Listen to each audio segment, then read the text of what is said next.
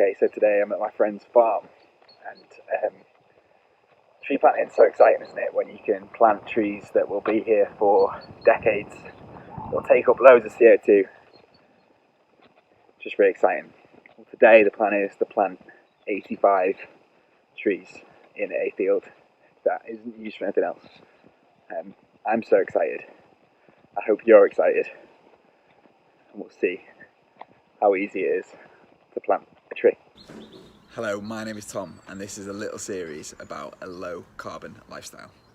So most of what I talk about for low carbon lifestyle is about reducing our emissions, whether that's through changes in lifestyle or diet, whether that's through counting our emissions so we can set targets, or maybe it's through using new technology like electric vehicles, heat pumps or solar panels. One of the points I hope I keep making is that even with all the talk, the investment, the new technology and the changes that we can make to our lives, we are still hurtling towards disaster.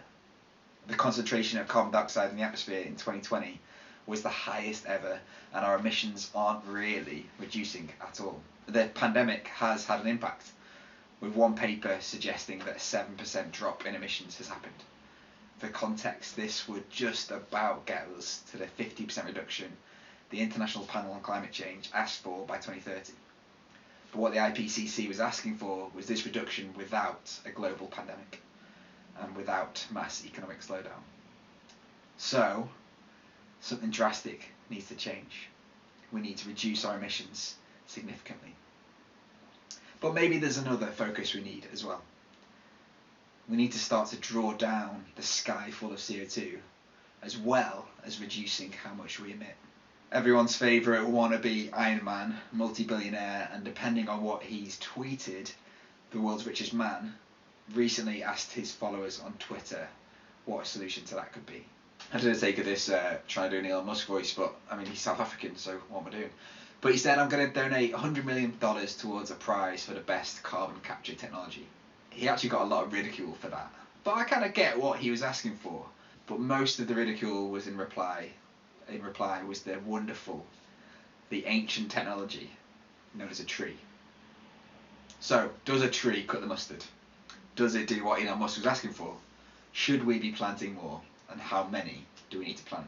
Well, it obviously depends on where the tree is, what type of tree it is, how healthy it is, and, well, lots of other things. We know that young trees grow very quickly, but don't put on that much mass. And old trees turn into some kind of dormant state, and more or less stop growing after a certain number of years. So, like any good engineer, I have to make some assumptions. And for the purposes of this video, those assumptions are like this. For a broadleaf tree in the UK, so think a big old oak or a beech, an ash, maybe a maple tree, that tree could take in about a tonne of CO2 in 40 years. Not quite 25 kilograms per year, but ish that, because it might be 10 kilograms in the first few years, but 50 kilograms as a teenager. But to grow the trunk, the branches, the roots underground, and everything else it grows, a tree would consume about a tonne of CO2 in 40 years. That's if it survives, is healthy and isn't chopped down, if it isn't damaged, if it isn't competing for water or light or nutrients too much. So if I'm an average UK citizen, the carbon footprinting expert Mike Berners-Lee suggests that I more or less emit about 13 tonnes of CO2 per year. So over 40 years, i.e. the 40 years that a tree would consume 1 tonne of CO2, we'd need 520 healthy trees to match my emissions. Maybe that's doable. Maybe I could plant that many trees, or pay someone else to. But in the UK, if we all did that, it would mean planting, and wait for it, 18 billion trees. And I reckon that could take up about 3/4 of UK land. And I don't think that's going to happen. But that doesn't mean we shouldn't plant some. So, and here we go. Last weekend, I went up to a friend's farm where they're running a community project, and a few of us planted some trees. Socially distanced, of course. We planted 85 in one afternoon. Beech, maple, cherry and oak. Some to create little glades, others to create a boundary on a field, one in a special place for our friends Adam and Flo, so they could watch it grow old as they grow old. It was pretty romantic. It felt really fantastic to plant that many trees, setting the balls in motion for a lifetime of drinking in CO2. I don't think they're actually going to grow quick enough for me to see the change. They're small and perfectly formed at the moment. One day, I hope I can camp with some friends in a small woodland, maybe even use them for a slack line or to sling a hammock. But I think that they will drink in 85 tons of CO2 in 40 years, or just over 2 tons per year. When I worked out how much I emitted in 2020, I thought I was being a bit conservative, but these trees won't even touch my emissions for a year, let alone my emissions for the rest of my working life. But it's a start, and it felt good. So if you've never planted a tree, why don't you give it a go? Obviously do the research first on what grows well near you, and do the research on when's the best time to plant.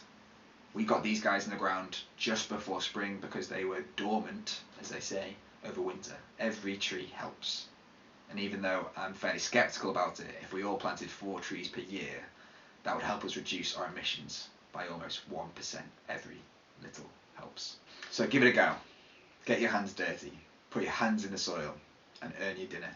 My challenge for you today is, why can't you plant 1 tree? 1 tree, 2 trees, 3 trees, maybe even 4 trees in 2021. Thanks so much for watching.